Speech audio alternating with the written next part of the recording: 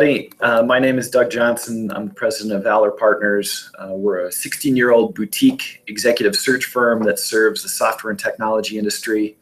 On the other side of my desk, I have Spencer Pugh. He's my marketing guy, and he's going to be helping me to respond to questions and sort of keep me on track as we go through this. So if you see me sort of looking over my computer, that's what I'm doing. And I've also got some notes in front of me, so I make sure to hit all the salient points. But what I'm going to be talking about today is why recruiters may not be working with you to the degree that you think that they should be, and some of the causes for that that are obvious, some that are perhaps less obvious, and then how to really sort of have appropriately set expectations when you're working with an executive search firm or with an executive recruiter.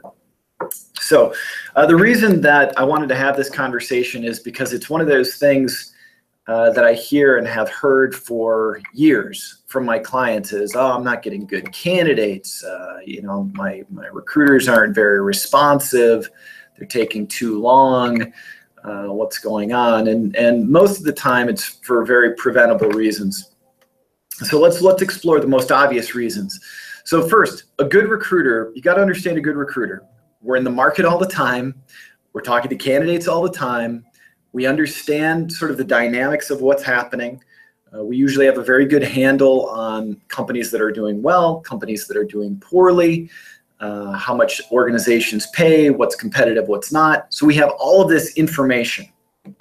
And we're happy to share it with our clients if they're going to use it to their advantage in the process of recruiting the talent. So if I say to a client, look, the person or the profile that you just described, that person on average is going to have a salary of $125,000, and you tell me you want to pay $80 for that profile, I'm not going to work that search. Not because I can't find somebody, but it would take me forever to find somebody that would be willing to come down to your comp range. And so if I say to you, the market for that position in that location from the target companies that you want me to go after is $125,000. If you don't want to listen to that, I'm not going to work with you because you're ignoring what the market will bear. I'm sure that there's some other recruiter that is happy to take on that search, and you're going to be equally frustrated by the lack of talent that you see from them as you might from not even working with me and what you might see from me. So first obvious reason a recruiter is not going to take your search. They can't or don't want to do the search. That's the most obvious. They listen to you describe what it is that you're looking for. They can't do it. They don't want to do it. They walk away.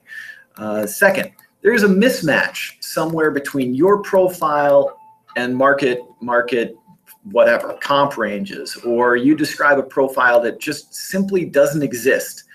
So I'm not going to take on that search. I can't deliver. I want to be successful. I want to help you. But based on what you've described and my knowledge of the space, I can't do it. No one can. I may or may not tell you that. A good recruiter will typically tell you that so you can make the adjustments necessary. But I'm not going to take it on because of the profile mismatch. A process mismatch in this market is a big reason that I'm going to say no to you. That is, your process is too involved. It involves too many people. It requires too many decision makers, or you've given decision-making power, which is effectively deal-killing power, to too many people in this process. It's going to take too long. Any number of reasons for that process to not really yield successful results quickly. I'm going to walk away from that situation as well. And let me talk specifically about the deal-killing power because it's really important. I do a lot of sales searches, and I'll work with a VP of sales. Oftentimes a CEO will be involved because these are smaller companies and they want to have that touch point. But sometimes there'll be other people involved, marketing people, pre-sales people, any number of different people. And while the VP of sales is ultimately the decision maker, the input of all of these other people is weighted. And for example, you might have somebody that really doesn't matter for all intents and purposes. Let's say a marketing executive is part of the process. The marketing executive comes back and says, I really didn't like her. I didn't think she was a great candidate. I don't think we should hire her. And even though this salesperson is not going to have anything to do with that marketing organization, somebody says, oh, well, VP of marketing didn't like this person, so we're not going to hire that person. When you involve too many people, all of whom have deal-killing authority to some degree, what you're going to end up with is the least offensive candidate or the best interviewer, and not necessarily the most effective candidate. So when you're putting together your interview process, make sure that the deal-killing ability or the decision-making ability is limited to the person or the couple of people that are most critical to determining fit, capability, culture, versus likability. Because at the end of the day, likability is probably the least important quality you want, depending on the function. All right, so those are the very obvious causes of a good recruiter not working with you. Now let's talk about some of the less obvious causes. The first one is how you're going to structure who has authority and influence in this process. And specifically, I mean that you as the hiring manager have to be directly involved at every step of this process. You can't hand this off to HR to manage this process exclusively. It is incredibly frustrating to a good recruiter to not have access, direct access, and direct line of communication to the person that I am here to serve and here to make happy. If I can never talk to you as the hiring manager, if I've got to do it through a conduit, through a third party, even though that person is internal to your organization, it will slow our process. We will lose things in translation. It will make this extremely difficult. Working with HR is absolutely part of my process and essential to success.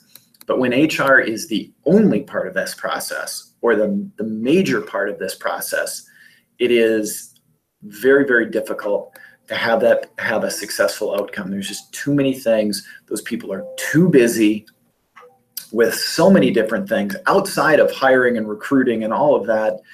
It is just very difficult. Plus, it's your organization. You want to make sure it's successful, and you should be intimately involved with every step. If you're not going to be, chances are good you're not going to work with a great recruiter, or a great recruiter is just not going to engage. The strategy that you employ is another of the less obvious reasons that I'm not going to engage you as a good recruiter. Let me give you an example, or a couple of examples.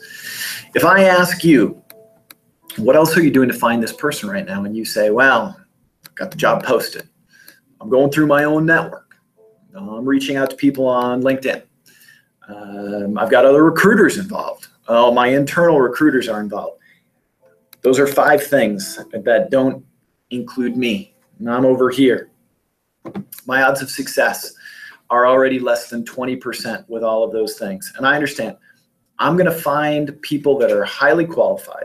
They're going to be targeted specifically to the criteria and the characteristics that you're searching for.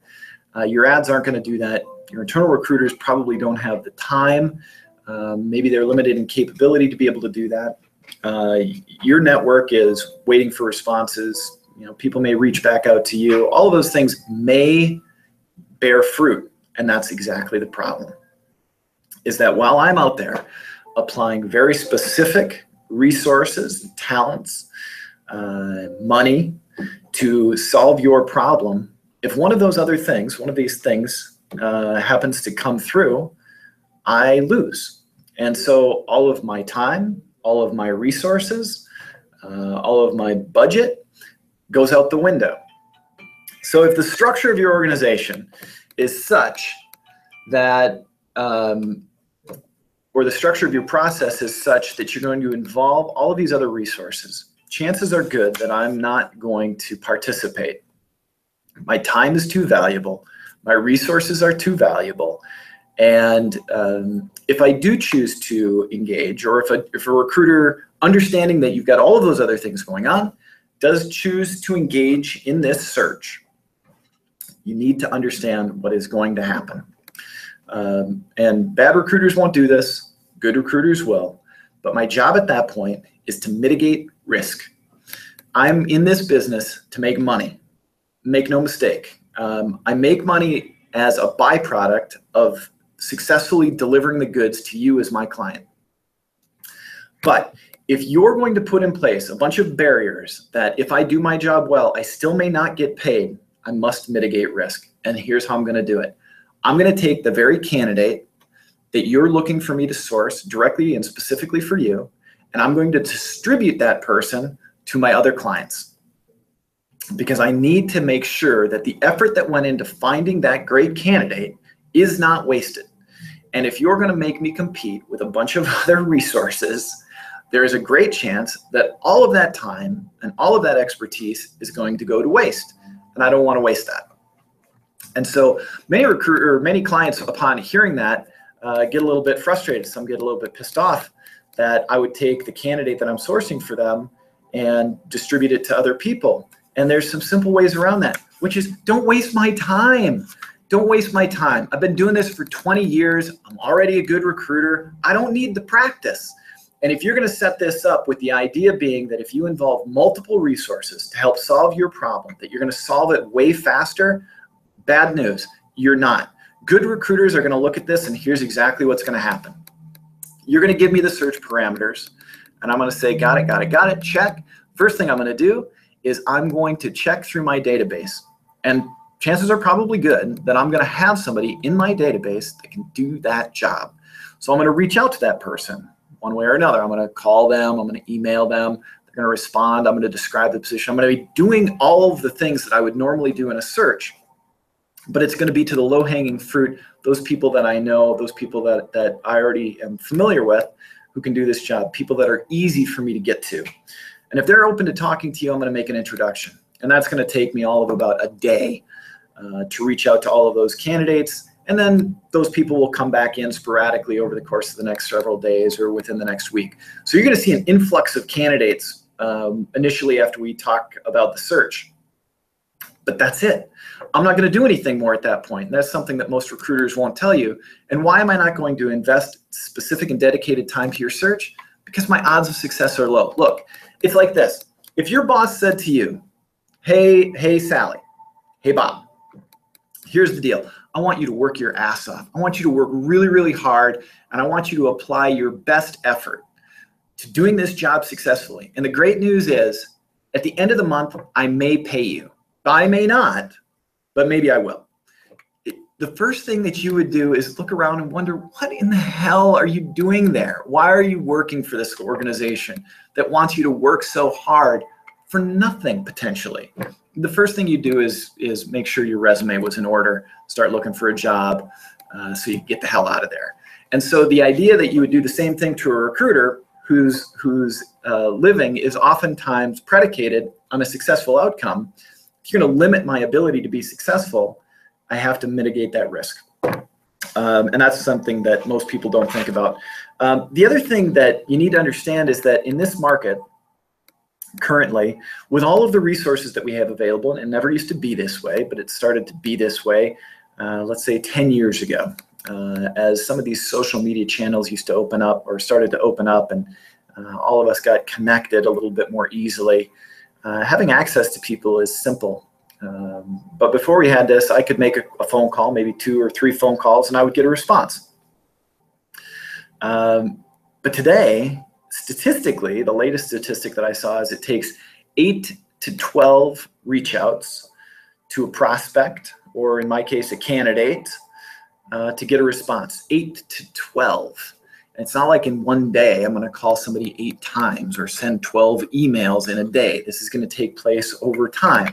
You've got to understand that a good recruiter is going to comb through a lot of different people, qualify a lot of different people so that our clients can get the 2 or 3 best. But in order to get the best, I need a representation of the candidate marketplace. And that requires me talking to 20, 30, 40, maybe 50 people to determine that my clients are getting 3 or 4 top-notch, highly qualified people.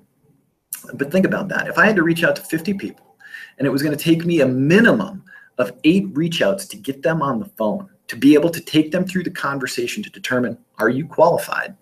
That's 400 reach outs. You have any idea how long 400 reach outs takes. Think about that. In order to get a successful outcome for my clients in that particular circumstance, I got to make 400 attempts statistically, and you want me to take all of that time and put it at risk? Are you nuts?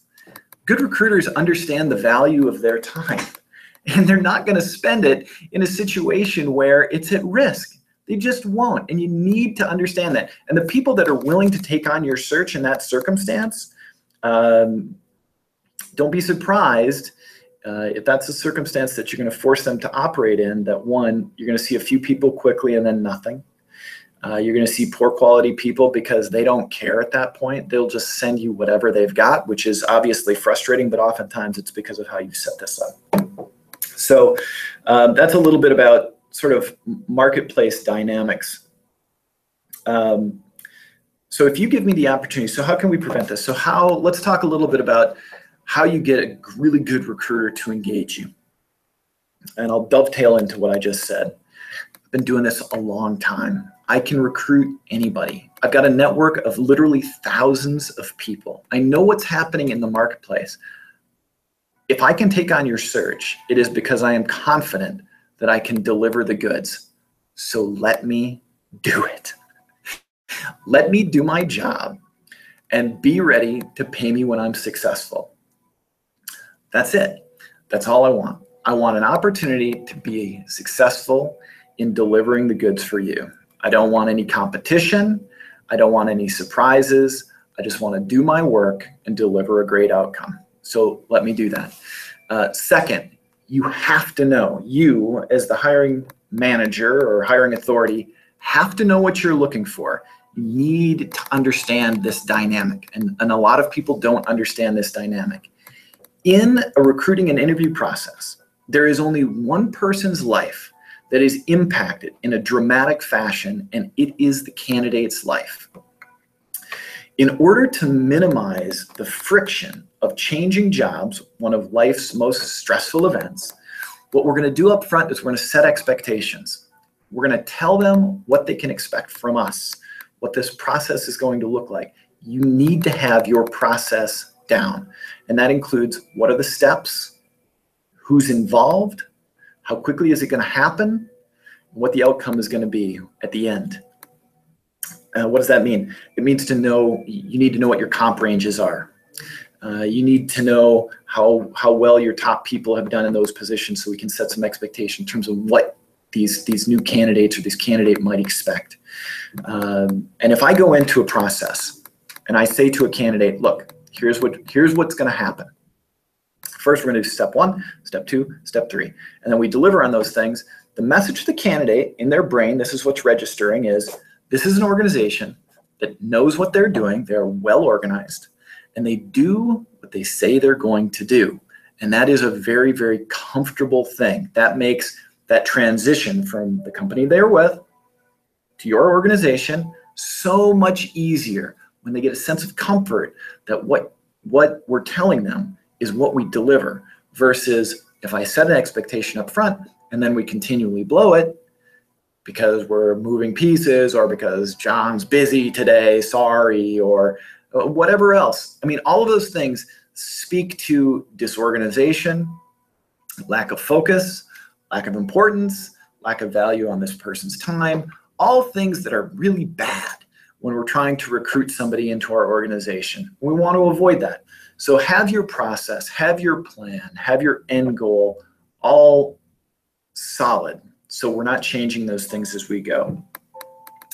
And I think the last thing is, and this is really pretty critically important, is you need to communicate with me.